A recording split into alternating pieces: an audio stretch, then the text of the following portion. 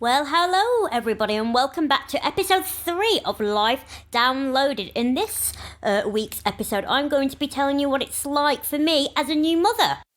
A new mother with a hangover. Oh no, hangovers in your 30 are horrendous.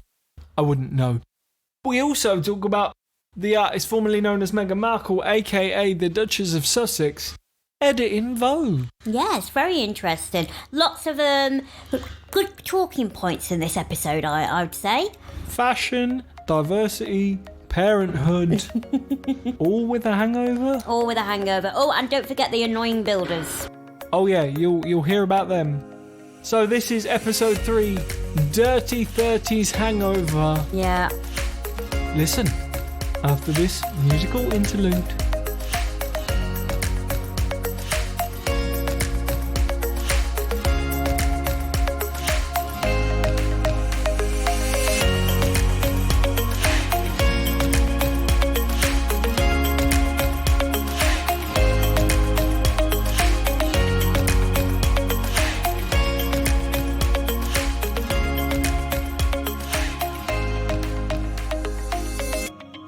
Well, here we are, everybody. It's episode 3.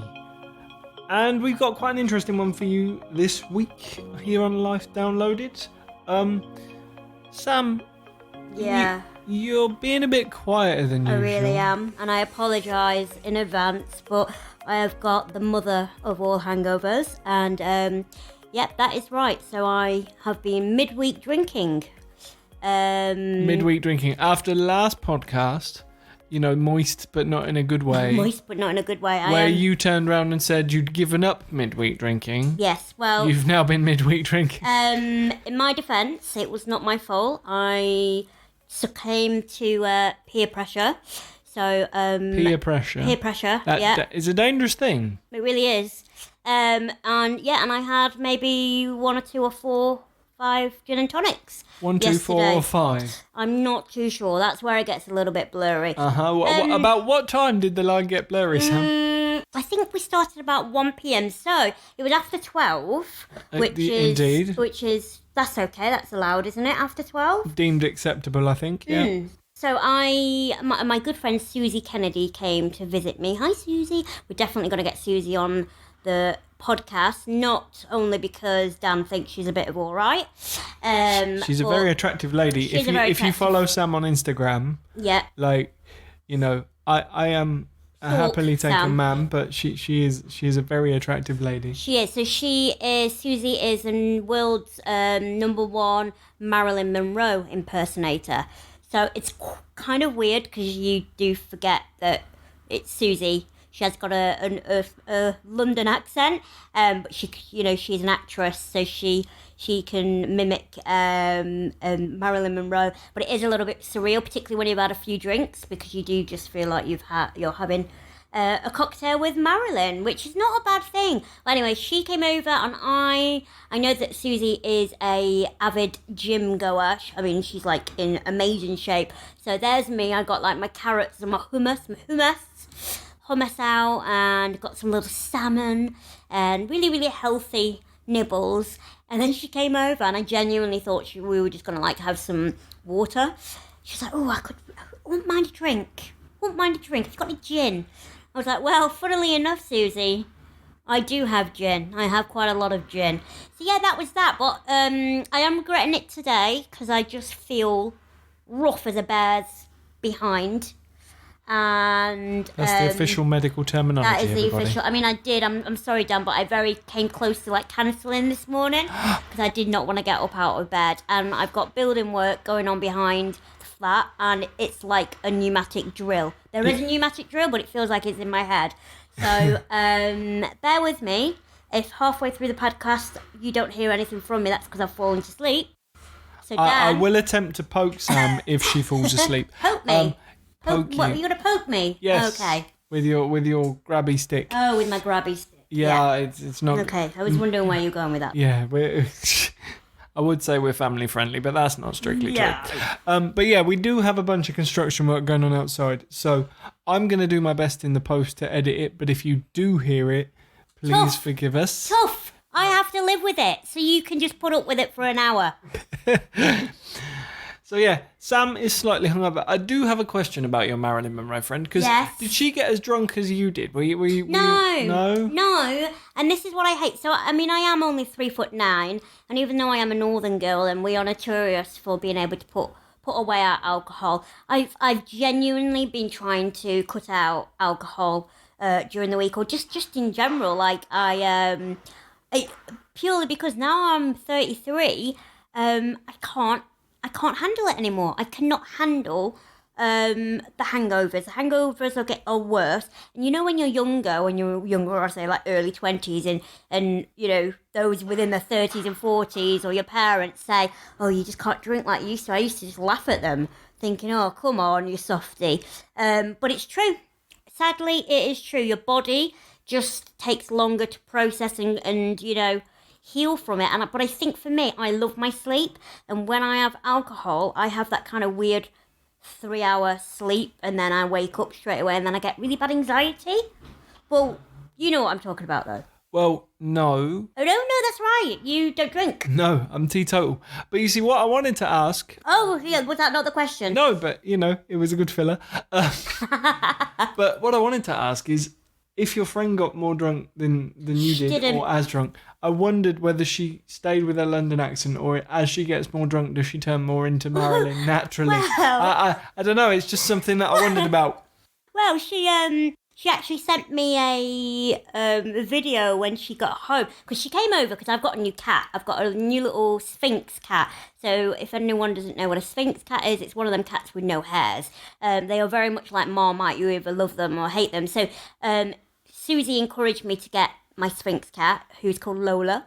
And if you hear a kitten crying, that's what it is. It's not Dan making weird noises in the corner. No. It is my kitten. So Susie came over, and when she went back home, she took a little video for Instagram with her Sphinx cat, and she was doing a Marilyn voice. And I was like, I wonder whether she realised she'd done that, or was that because she's had a gin and tonic, or is that because she just wanted to send me a Marilyn little video? Well, who knows? But yeah, who knows? Maybe one day we will get her on the podcast and talk all things Marilyn. No, not maybe. We definitely will, because she's a fascinating lady. Besides the whole Marilyn thing, she's just amazing to talk to. So yeah, we will. Susie, we'll get you on the show ASAP. There we go. So, but hang on a minute. Obviously, I've now met Lola. Namely because Lola's proceeded to jump all over me, claw me, try and bite me. She loves you. She loves me, apparently. She loves your Uncle Dan. Her Uncle Dan, even. Indeed. How I'm pod husband but also uncle to a cat, I'm not quite sure. I don't know. It's blurred lines. Blurred lines. Blurred lines. So yeah, you know, that's that. What do you think of her? Because you're not a big cat person. Neither was I. No, I'm not a cat person. And, you know, I feel like every podcast I'm like, I'm not a reality TV person. I'm not a cat person. I sound really mean and miserable. Yeah, you sound proper bitter at life in general. No, I'm joking. Hate reality TV, hate cats. Don't particularly like Samantha. That's not true. But yeah, no, you know, I'm a dog person. I'm more of a dog person for a long way. But so far she seems okay. Yeah. I mean, she's only tried to bite me twice. I mean, she's only 12 weeks old. Indeed. But I would say it's been a challenge for me. So I am a dog person, but I live in central London. There's not that much greenery around. I have a manual wheelchair, and, you know, my surroundings, I don't mean my home, but, you know, it's not very accessible. So I didn't want to go and get a dog, even though I would have loved a dog, but I didn't feel as though I could 100% give it not the attention, because I could give the attention, but you know, take it out on walks as often as I'd like. And I do have a personal assistant, but I don't really think that it's, who's called Louise. I don't just go personal assistant. You know, I didn't really think that it was up to her to have that responsibility of looking after a dog. So I went for a cat, and I'm going to totally name drop here. So I was filming about 2 years ago with Katie Price, and she mentioned Sphinx cats because A, they're house cats, B, they are uber intelligent, like very clever. You can pretty much train them to use the toilet, like actual toilet. And so they're a little bit in between a dog and a cat, like they've got that affection, whereas other cats are quite independent. Sphinx cats really need that love, which is cute, which is kind of what I wanted, particularly when I'm, when I've got a broken bone or whatever, and I've got to spend a lot of time in my bed or in the house. Then at least I've got a companion, and she is adorable. But it's been a challenge because I've had to really think about how I can feed her. I can't pick her up off the floor. So I've already trained her to come and jump at the back of my chair so I can grab her, or to come onto the table so I can pick her up. So she's good at doing that. And, cleaning out her litter tray. I can't bend down. So I've had to, buy pooper scoopers and all sorts of things. So it's really been a nice challenge for me, having to think about someone other than myself, but having to overcome obstacles, because ultimately, she is a little kitten. She does have needs, and it's my responsibility to make sure she doesn't get sick and she gets fed and she, has a clean bathroom to go to. So, it's not even been a week yet, but it's been interesting. It's been stressful, but I think it just goes to show how resilient people with disabilities are, or resourceful, shall I say, that we have to always think outside of the box. So again, nothing's impossible for us to do. We just need to have the right tools to be able to do that. God, I'm talking a lot for someone who's hungover. I am just impeccable, aren't I, Dan? Well, that's one way to describe you, darling. But it's but yeah, disabled people adapt generally. It's part of the skill set. You learn to adapt really regularly. I suppose one of the benefits to Lola, though, she, like you said, she is a hairless cat. So I have a white German Shepherd that is in my house regularly, who is far from hairless, and I could make jackets. Oh, I love it. From the amount of fur that she molts. Jackets, carpets. If I'd have realised when she was a puppy, I'd have started a business out of it. Like a wig making, a toupee. Yeah, like if you want white furry toupees. You see, Sam's got lots of like white furry throws. I'm sorry. Are you having a dig at my fluffy sheepskin? No, it's not a dig. But okay. I'm just saying, you've bought that throw. I could have made one of those. Oh, okay, I get you. That's what I'm saying. Could have saved 50 quid there, hey. Yeah, you could have. It would have been free and everything. But yeah, like Sam's got sheepskin like throws, and I could have made it from dog fur. Oh. But like, Spook the dog is the softest dog in the world, but she does molts massively. Yeah. So I suppose that's one of the benefits of having a hairless cat. It is. It's very weird. Like she does have very fine hair. Like she feels more velvety. It's kind of strange, but that's another reason. Oh my goodness. I've actually bought her a little jacket because they do have a different body temperature. That's why they like being around humans, because they love the heat off you. So it looks like she really loves me, when in actual fact she just wants to keep warm. Yeah, when in actual fact you're just a human hot water bottle. Yeah, exactly. Kind of like a few girlfriends I've had in the past. They don't want to be around me, but I keep them warm. No, but do you know? Well, there you go. Hey, it says a lot about you, babe. It does. It does. No, but I'm looking forward to it because I speak very openly about having depression and having quite chronic anxiety, and I am a true believer that animals are amazing for therapeutic, and I've noticed already with her, like, you can't have a bad day when you've got an animal. Even like I was quite grumpy this morning. I actually rolled over her by accident. Rolled over her with my wheelchair, and she just cried at me because obviously I rolled over her. But I was like, I just felt so guilty, and then I was like, oh, come here, do baby. When you've got an animal, you talk to them like, do baby. Yeah, like Sam has developed a beautiful, like what I would class as baby voice. It does feel like I'm in a strange episode of the Teletubbies. Yeah. I'm not gonna lie. Yeah, she loves you, doesn't she? Anyway, I'll stop doing that because it is quite annoying. Yes, but anyway, so I think that for me, on a personal level, and just to keep my spirits high, I think it's going to be long-term great having little Lola around the flat. I hope she hasn't peed in my bedroom, though, because we have locked her in there. Yeah. So that she doesn't climb all over us during the podcast. Anyway, that's enough about talking about pets, because I know how annoying it is when people constantly post, like, pictures of babies and stuff like that. But at the same time, you know, if you're following us on the social media... And you do post... at Life Downloaded, spelt the same way as the podcast, LifeDownLowed.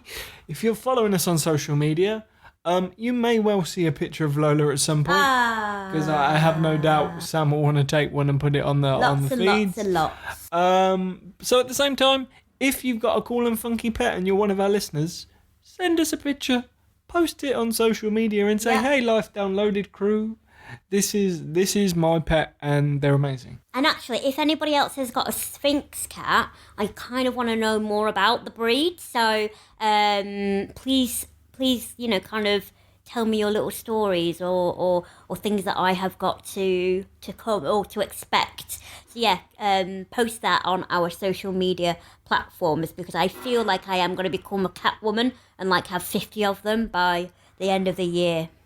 See, Catwoman to me means a very different thing. Very sexy latex woman. Catwoman to me means Michelle Pfeiffer in Batman Returns. I can do that. I don't know how I'd look in latex, but I can give it a go. That would definitely be a picture for the social media. That really would.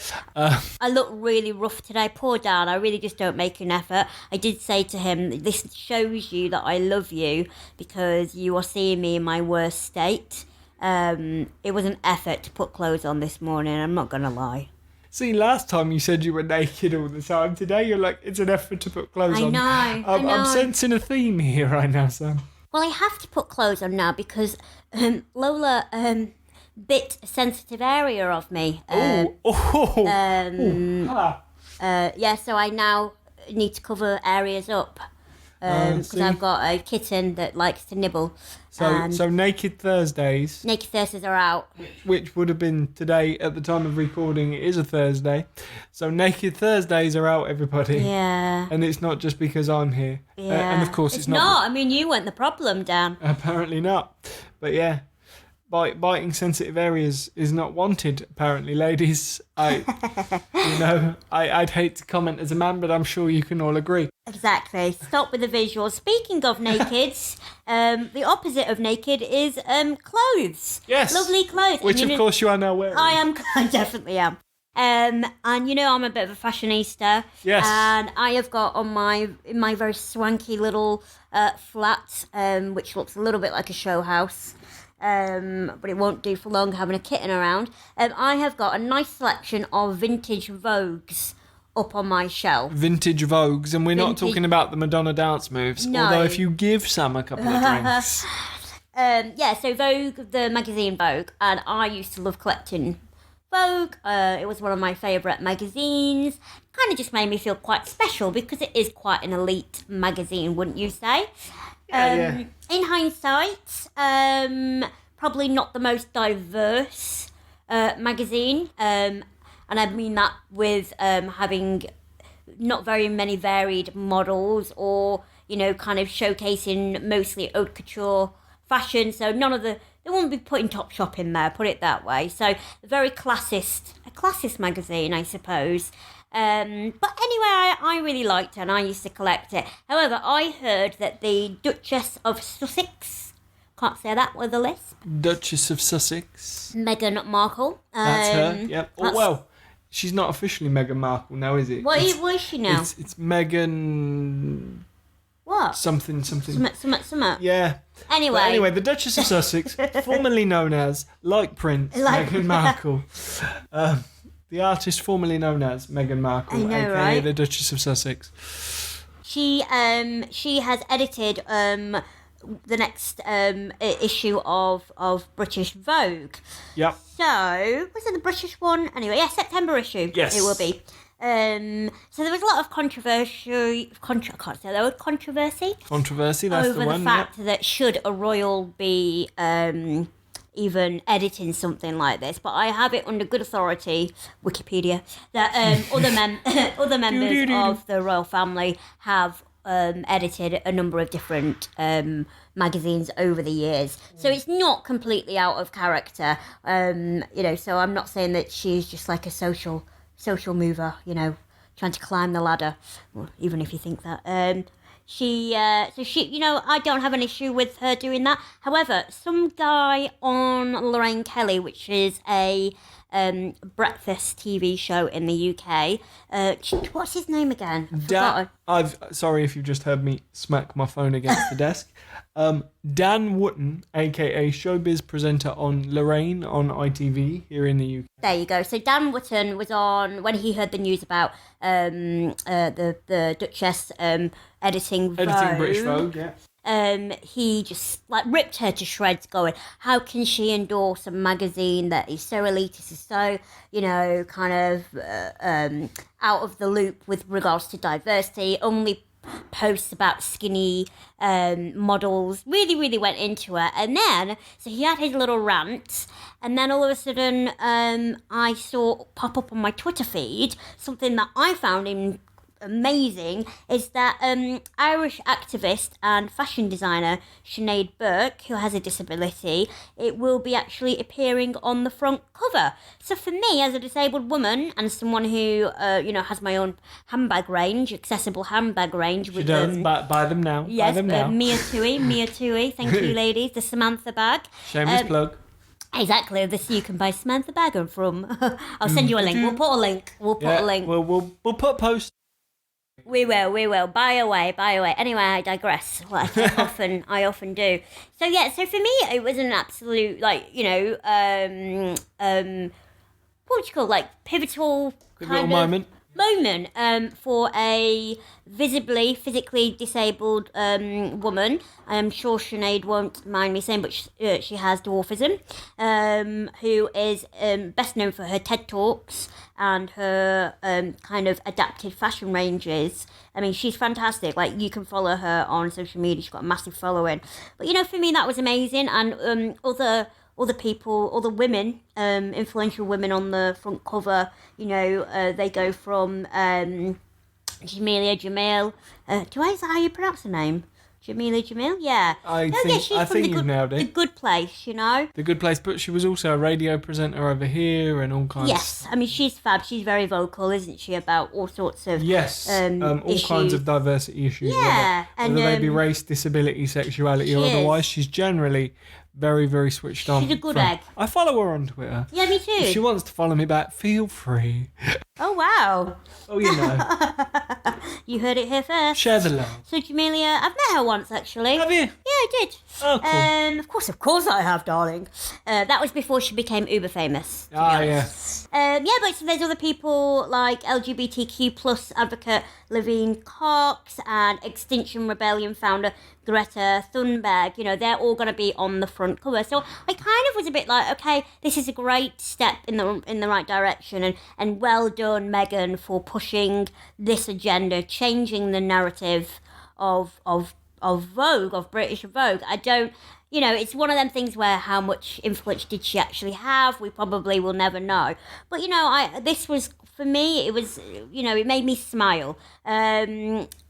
But equally, I'm a little bit worried, do these big magazines like this, is this just going to be a token one-off gesture just because Meghan has edited it? Will we continue to see this diversity in British Vogue? I doubt it. What do you think, Dan? Well, I'll be honest, okay? I've modelled a bit, I've been involved in fashion a little bit, but I am by no means a fashionista. I am by no means, I have my own sort of style, and I'm not... Say that again. Joking. Did you hear that? Hey. That was my heart breaking into small pieces. You're all right. You can dress yourself. It's fine. But no, in all seriousness, I'm not a reader of Vogue. In the same way, I'm not a watcher of reality TV.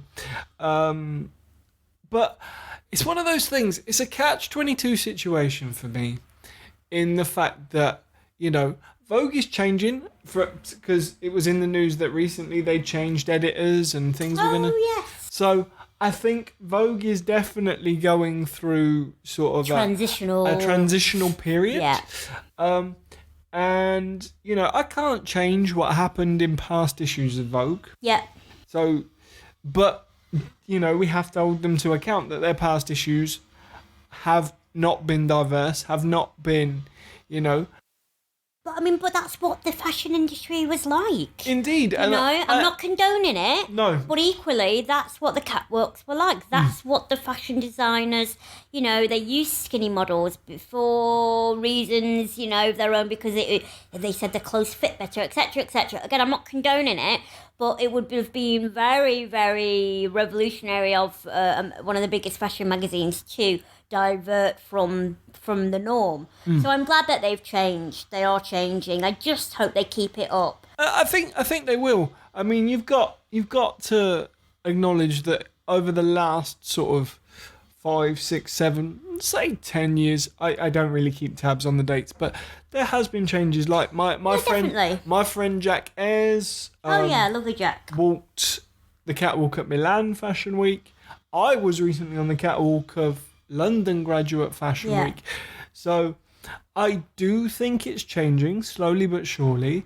And yes, this could be a flash in the pan. But I think it's up to the readers of Vogue, and I think it's up to the listeners of this podcast, and I think it's up to, all the people that want the industry to change. Well, the fashion industry itself. Yeah. But especially the consumers, because I'm going to swear, everybody, but we have a E Explicit. on this podcast. We have an explicit, but it's that old phrase, money talks, bullshit walk. Oh, hello, say that again. I didn't... What? Money talks. Bullshit. Walks. Okay. Money talks and bullshit. I've never heard that one. I quite like that. Yeah. Okay, girls and boys, say that in a sentence today. Money talks and bullshit walks. Right? Simply because... Elaborate. My theory is this, is that if the consumers generally want change, and I do think they do, because there's a massive amount of money in the disabled community, there's a massive amount of money throughout all the diverse communities, and we all want to wear clothes and we all want to look good. And I think if brands start demonstrating themselves to be diverse and make clothes accessible or make clothes that people want to wear, whatever diverse group you're from, and you start spending that money, the fashion designers and the fashion industry will go, well, these guys are spending money, so we've got to make this change, and we make it by force. I agree to disagree. Okay. I think that is controversial. I think that is great if you're talking about the high street, and I'm a big advocate of, like you were referring to, the purple pound, which is the combined spending power of the disabled community, or you've got the pink pound for the LGBTQ plus community. We have en masse, not to sound too Marxist, we have en masse, this power, this spending power, so we could make a change. But if you're looking at people that buy, kind of haute couture, Christian Dior, Louis Vuitton, you're looking at items in the thousands of pounds. If you're going and buying these clothes, you really think you give a damn about having a disabled model on the front? I don't know whether you would. I don't know, maybe I'm generalising there a little bit. But do you know what I mean? Like, you want to see the clothes first. You're not too bothered about who's wearing them. Does that make sense? Because for a true, fashion enthusiast who's going to spend thousands of one item of clothing, you're looking at the item of clothing itself. You're not looking at the people wearing them. Do you know? I think that's the distinction. So I think that's why when you look at a magazine like Vogue, who highlights, kind of premium clothes, that it's not about the model, it's about the clothes. Does that make sense? Yeah, I mean, yeah, but I think the world itself is generally wanting to become more diverse. Yeah, obviously, for whatever reasons, there are people that want to kick back and go, why does it have to change? It's fine the way it is. I'd argue that those people potentially are in a position of privilege. Yeah. But, that's a really deep debate. And we're not going to get into let's not get into that one. We're not going to get into that right now. But I genuinely think the world wants to become more diverse. I think, being more diverse gives for more creative opportunities for designers. Because designers have been designing clothes for a long time. You start designing clothes for a more diverse audience, it means it can inspire creativity, maybe. I'm all for diversity, quite frankly. Sorry for the squeaky shoe. I'll hopefully edit that out. No, I am, and I'm not, because for me this is great, and it brings me so much joy to see this change. But again, I remember a while back the magazine Grazia, they had a number of disabled models on the front cover. They did. And that was that was great, which was great. I knew 2 other models myself personally. I knew friends. a couple as well, yeah. But then what since? Yeah. Now, forgive me, has there been another disabled model on the front since then? Of Grazia, again, I'm the wrong person to ask. No, but I mean, honestly, shoot me if I get this wrong, but I don't think there has been. And this is what I worry. I hate this whole jump on the bandwagon. We'll give you a little bit of what we think you want. Look at us being diverse. And then it kind of just goes back to the norm again. And that's what I hate. And that's what really annoys me. Sometimes I'm a little bit like, just don't even bother. If you're not going to do it properly, just don't even bother. You know? Because what message is that sending out to young people who are inspiring to this? So we're all right for maybe one magazine, you're all right taking our money because you seem very open about diversity, but then now we've given you a little bit, we'll take it away and we'll just go back to what we feel comfortable with. No, it needs to be a continuous inclusion of everybody for it to actually mean something to society. Yeah, I mean, don't get me wrong. Let's be fair. I'm not expecting to see a disabled model on the cover of every issue of every magazine. No, but not one in a year, and that's it. No, indeed. Technically, let's get really technical about this. The charity Scope, who, by the way, very lovely, the other week put out a tweet promoting our podcast. They did, thank you, so Scope. much love to the lovely Pan Disability Charity. That's their own description. That's it. Pan Disability Charity Scope, which basically means they look after you, no matter what your impairment may be. They're happy to talk to you and help you out where they can. They tweeted about us, but they also have figures that say roughly, and we're talking across all impairments here, whether it be learning impairments, learning disabilities, physical impairments, long-term illness, all those kind of things. They say that roughly 1 in 4 people, 1 in 5 people in the UK. 1 in 5. 1 in 5, that was it. I knew 1 in 4 didn't sound right. 1 in 5 is disabled in some way, shape or form. Yeah. However their impairment may manifest. So, working on that basis, we should at least see disabled people on covers twice, if not 3 times a year. Oh, minimum. But that, if we're dividing it up mathematically and sort of doing it that way, if it's one in I 5, agree. then 1 in 5 issues, we should be on the cover. But again, this is the whole thing of making that conscious. We've got to have this quota. We've got to have at least, to make it representative how many people are living with disabilities. We've got to have X amount of, disabled people. It shouldn't even be like that, because it shouldn't come down to having to think, oh, we need a disabled model now. It should just be when you put an advertisement out saying we need, or go to agents going, we need models for the September issue. You should then welcome anybody who turns up, you know what I mean? Oh, without question. Sorry, the banging is getting really bad. So if you do pick up on this, the banging from outside, not in my head. How is that, by the way? Oh, I mean, I'm flaking a little bit now. I'm amazed I've been able to last this long. But I do need a cup of tea in a minute. Anyway, yeah, so I do apologise because it's really, really quite loud. And I'm just thinking, if I speak louder into the microphone, would that help? But probably not.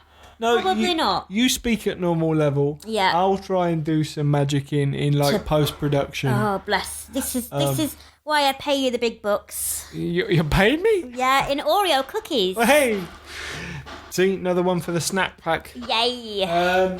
Yeah. So if you are hearing the DIY, because they're building a building, so it's noisy. So rude. I'll try and edit it out. Someone was on the building site yesterday. Someone was whistling. Right. And so where I live, it's like what would you say, like a kind of a courtyard? So it's a square. Yeah. So there's like my houses, and then all around it is built, offices, and then the building work. Sounds really appealing, doesn't it? So everything echoes, and he was whistling, and I swear it felt like he was sat next to me on the sofa, and it was quite sweet that clearly he was having a good time at work, whistling away.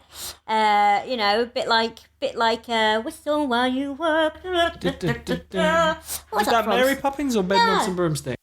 No, I don't think it was. I think it was Snow White. It was Snow White. There you go. Yeah, okay. So, hi-ho, I'm digressing again. But I honestly felt like going out and just going, shut up! Shut up! See, if you were a Disney princess, Sam... I'd be the best. I reckon you could rock a Disney princess. Me too. What, telling people to shut up? Shut up! Yeah. I'm hungover! Yeah, I'm hungover. Look you've got a hair... See, would you be a Disney princess, though, or would you be a Disney villain? What do you think? Where do you think you'd end up? I'd be far in between, I think. In between? Is that possible? Yeah, because that's reality, isn't it? True. That's reality. Yeah, it depends what time in the month it is as well. I'm not going to lie to you. It can get quite arsey. Well, there you go. Depending on the time of the month, everybody. Oh, honestly, it's hard work being a woman, I tell you that. But you see, we were having this conversation before the podcast, weren't we? That were we? Now you have Lola.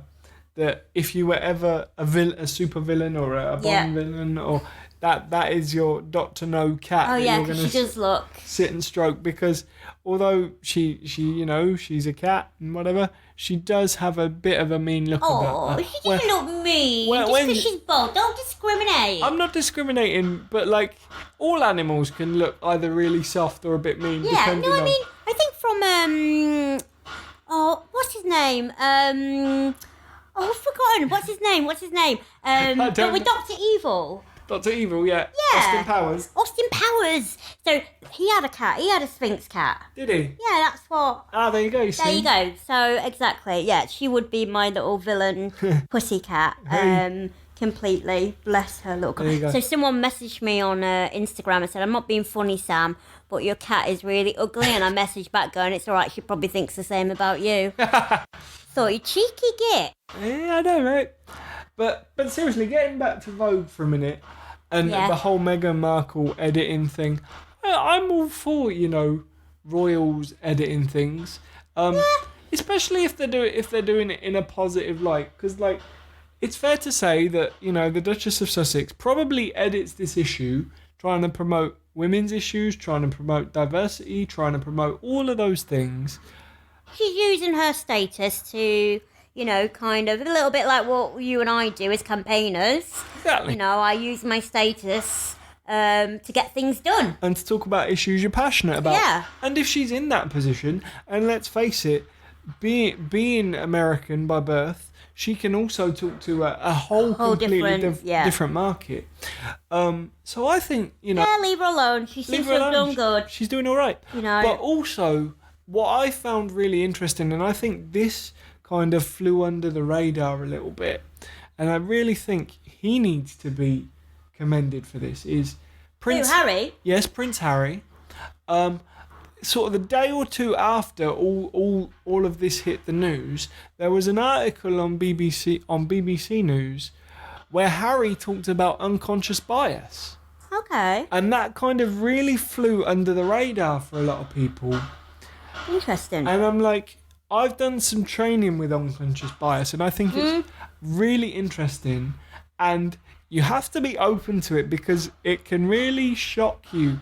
Even us as campaigners that deal with stuff every day, unconscious bias exists, and basically what it is unconsciously making judgments and snap judgments from stereotypes, from beliefs that you don't even necessarily know you're making. They're embedded in you. It's a little bit like having internalized ableism. Yeah. You know, from a very young age, when people said you can't, you might not remember them saying you can't, but that's resonated with you as a disabled adult, and you know that's maybe why you doubt yourself. But that it doesn't necessarily mean, you know, people have internalized things. You know, just because you're disabled, anyone can internalize something. Yeah. You know, you can have parents that might be prejudiced, and you know that's rubbed off on you in a way growing up. You know, so it's an interesting one. That was good of him to vocalise that. I think people don't give them enough credit. I think sometimes the couple come across a little bit hypocritical. I know that they said this week that they were only going to have one more child to keep the carbon footprint down, because obviously having a child creates a lot of carbon footprint, so they're only going to limit themselves to having 2 children. Yet, you know, they still jet around on private planes. So it's a little bit, I appreciate what they're trying to do, and I think we all should think about maybe having less children, get a cat instead. But yeah, so I think that's why they get a little bit of a stick. But you've got to remember, they're still relatively young, you know, and I think they've still got a lot to learn, and their lives are completely in the spotlight. Oh my God, stop banging! If you haven't guessed, Sam's getting a bit antsy with the builders. I really, really am. I think I might just go out and go, do you realise what you've just done? Do you realise what I'm trying to do, and you are just ruining my podcast? Yeah. Sam will sit there holding Lola, stroking her like a supervillain. Do you know who I am? Exactly. How dare you? We're trying to record a podcast. Well, on that note, I think we should probably end the podcast soon, because I'm my stress levels are getting quite high. Okay. Sorry, Dad. Like, finish now. Finish now. Okay, so do you know what? We've talked about Vogue, we've talked about Harry and Meghan. Sam's getting a bit stressed, and she's hungover. So it's just intense. I'm trying to do the best podcast here, and the builders are just being so disrespectful. How dare they do their job? Typical London, knock down a perfectly good building just to rebuild it, when there's people living on the streets, there's people living on the poverty line, yet you've got investors tearing down buildings, causing grief to all the residents for what? A prettier looking building. Okay, so that is my rant for today. Yep, that's Sam's rant section. But I felt I needed to get that off my chest. Okay, glad we could help. So yeah, we've recorded sort of episode 2 and episode 3 quite close together, so we haven't had a lot of social media response for episode 2, namely because it comes out the day after we record episode 3. I'm confused. Look at us getting ahead of ourselves. So, it won't last. So, no, it probably won't last. So yeah, there hasn't been much feedback from episode 2. We'll obviously talk about that in episode 4. Hopefully you'll join us for episode 4. I hope so. Yeah. So I just yawned then. I think that was a cue. But you know what, guys? Before Sam sort of breathes steam out of her ears, we better call this one a day, so that she can go back and have a nap. I am looking at the gin though. Should I have a hair of the dog? Hair of the dog never works. Oh, does it? As somebody that's teetotal, I can't see how hair of the dog works. I don't know. I think it has worked for me in the past. It just kind of numbs the pain. I know. And then the pain increases the next day, surely. I mean, I'm teetotal, so I wouldn't know. I don't drink. But the only sort of drink-related sort of hangover I kind of get is if I drink too much milkshake at one point. Oh, for goodness sake, you literally sound like a 12-year-old boy. Drink too much milkshake and look, you're like, I'm getting arsey with you. This means we need to stop. Because I'm showing my true colours and people don't realise that I can be an absolute beep at times. Beep. Okay, so before Sam loses all kind of human etiquette and goes over the help me, God, help me. We're going to dose her up with paracetamol, send her to bed with lots of water and Lola for cuddles. Cat. So this has been episode 3 of Life Downloaded. Yes. I'm not even sure we've named this episode considering I've got a hangover, Dirty 30 Hangover. Dirty 30 Hangover. So this has been episode 3, Dirty 30 Hangover. That's all right, isn't it? That's how it's got a kick to it. That. Yeah. I have been Dan Edge. And I have been the very, very hungover Samantha Rank. Thanks for joining us, guys, and we'll see you at episode 4. This has been Life Downloaded. Hurrah!